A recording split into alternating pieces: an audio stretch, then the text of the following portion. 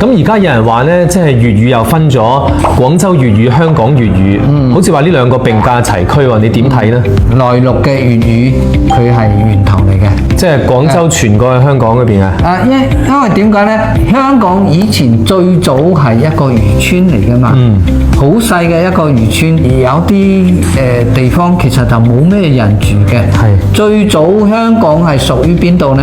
即係而家叫深圳嘅寶安府嚟嘅。寶安府嘅最強勢嘅方言係咩啊？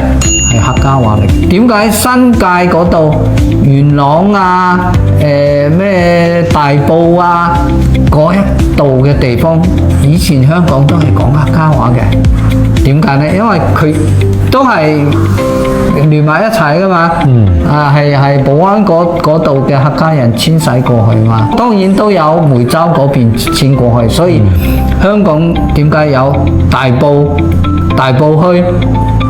係咪？大埔係邊度啊？大埔就係梅州一個縣嚟噶嘛。哦，就係因為梅州人遷過去，就將嗰個地方叫成自己家鄉嘅名啊。係啦。咁啊，廣州嘅粵語係幾時傳過去香港嘅咧？係乜嘢人傳過去嘅咧？最早香港冇咩人啊，所以好多都係喺珠三角啊，特別係佛山啊、廣州啊呢啲地方嘅人遷到香港，所以香港有個絲瓜講成咩啊？勝瓜係啊，係咪？絲瓜講成啊？點解絲瓜要講成勝瓜？其實就係呢個就係佛山粵語嘅特色嚟嘅。係啊，順德話嗰個衣改成於啊嘛。係啦。如果絲瓜佢哋係書瓜，咁啊書就唔好，意頭唔好嘛。即係忌諱詞。係啦。就將呢個書就改反義詞叫勝，就叫勝瓜。